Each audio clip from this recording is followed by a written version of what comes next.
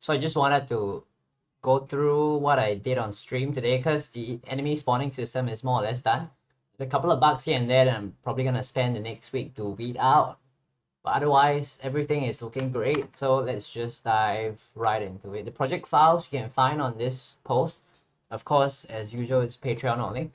So what you can see here is that we have the enemy spawning system. I'll explain more when I do the content for part 21.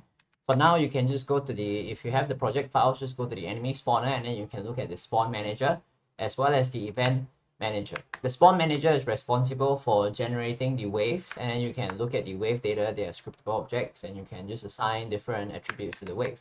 You can mouse over the attributes to see tooltips on some of the fields. Otherwise, you can go into the script to see what each of the fields do. So what happens is that we have two different kinds of spawners. We have one that spawns irregular waves, and then the other thing spawns the mobs. Alright, so that's done by the event manager. Alright, so the event manager spawns three kinds of mobs at the moment. It spawns swarms like that, and they just fly through the area. That's number one. And the other thing that it spawns is, let's wait for it, yeah. It's gonna take some time because it spawns a mob every 30 seconds. Alright, so let's wait for the next one. In the meantime, I'll just get more weapons and all that stuff. Okay, let me just reduce the time and then we can get the mobs faster. And this is the second mob, the zombie mod. These are mobs that just follow the player. Okay, so I'm probably gonna spend some time to improve the script a little bit so they don't clump together in weird shapes like that. Sometimes they clump in very weird ways, huh? Right, let me just get the other mob here.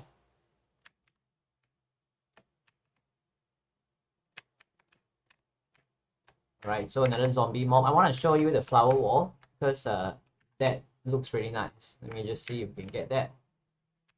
Oh, we got another mob. This is the bad mob. Let's try to get another mob here. Nope. We got another zombie mob. This is bad luck, huh? Not getting the flower wall. Let's see if we can get the flower wall before I die. Nope, no flower wall yet. Let's try again.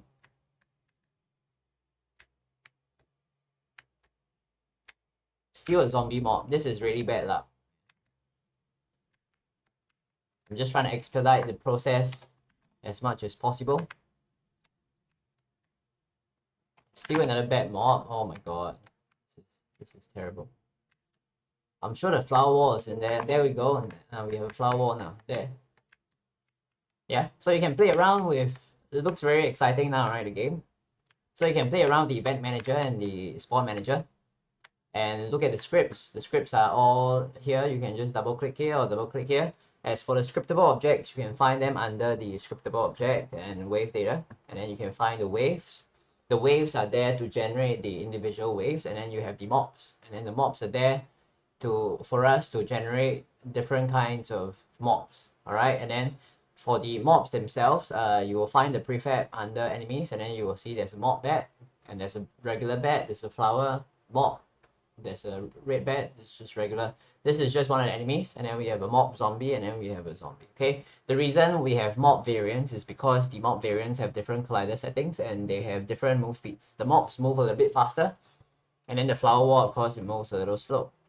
Alright, I'm just gonna increase the max health for the flower wall so that it's harder to destroy, right? And otherwise, you know, the rest of the stuff, I'll just leave them in the same stats. So it's really exciting stuff. So I'm really excited to create the content for this part because there's a lot of interesting things. In the meantime, you can just check out. There are some new attributes in enemy movement script, as well as I think that's about it. The enemy movement script, and then we have the spawn manager, the event manager, as well as the wave data. The wave data you can create by right-clicking, create, and then you have either wave data or you have event data. Alright, I'll explain more in the dedicated video for it. So in the meantime, you can play around with the project files and you can see what you can get out of it. Enjoy the content. I'll see you all very soon.